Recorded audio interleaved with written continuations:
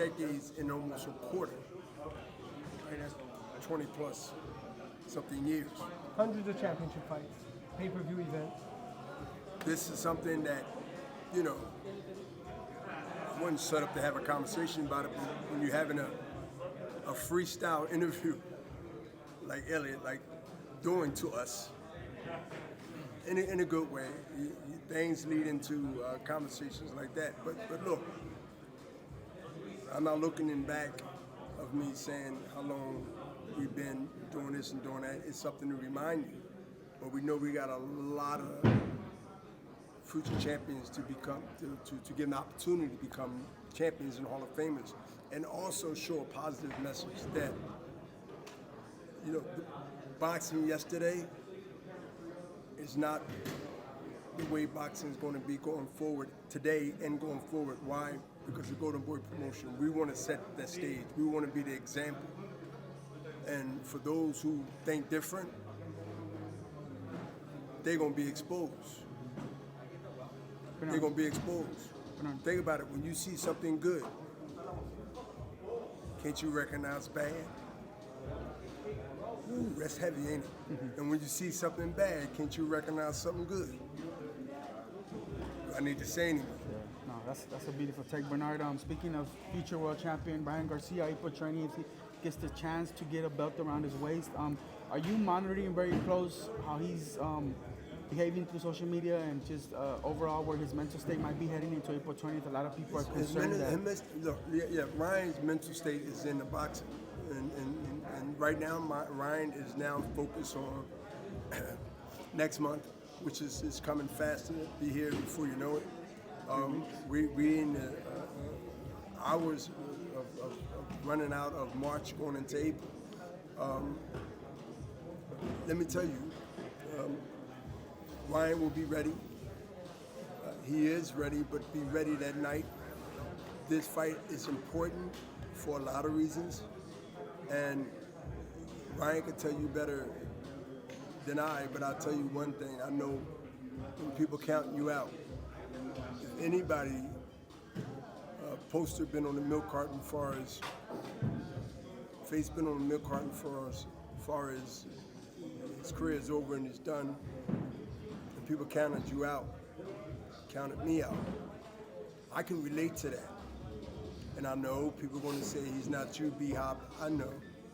But I still know that he, in spite of behavior, in spite of how he feels that most of us can't understand, at least most people can't understand, but it moves and it does something for him. And if he's not physically hurting anyone, including himself, he's not doing harm to himself physically, and he's capable and able to perform his duties as a professional boxer,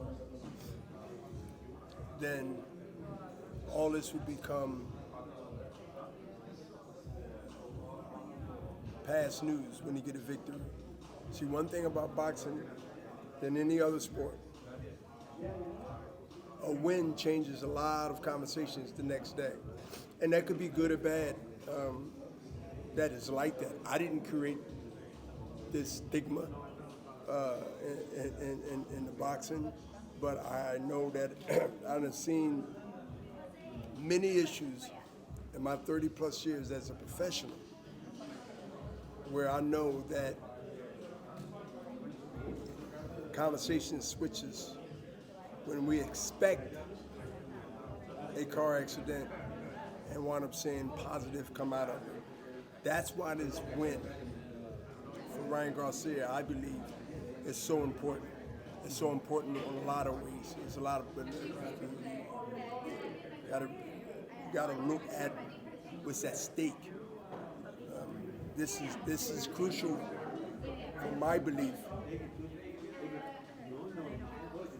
than any other fight he ever fought in his life, based on what people can and can't understand in the last few months.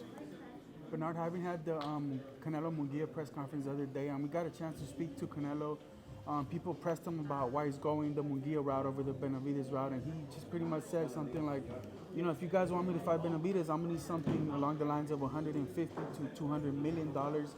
When a fighter speaks like that, what do you make out of it? You know Canelo very well. You guys helped him get to where he's at.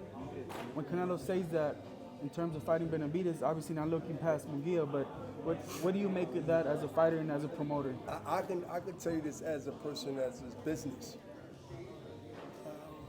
I can tell you that as a business man and also as a business, two entities. And then I'll put the fighter at the end. A fighter will think and react emotionally like a fighter. I fight anybody. And you even heard the ridiculous thing that I might have said or somebody else fighter might have said, I'll fight him for nothing. No, you won't. So these are the things that emotions want to prove a point until somebody call your bluff and say, okay,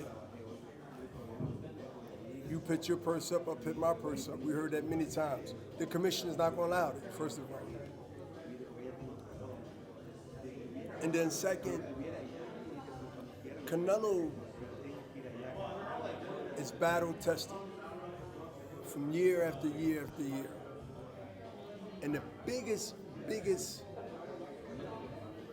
schooling and education that made Canelo to where he is now is having the experience to being there with Floyd Mayweather. And that, to me, gave him another way to become great later, which is now. It is what it is, whether people like it or don't like it. He took those lessons of schooling on the highest level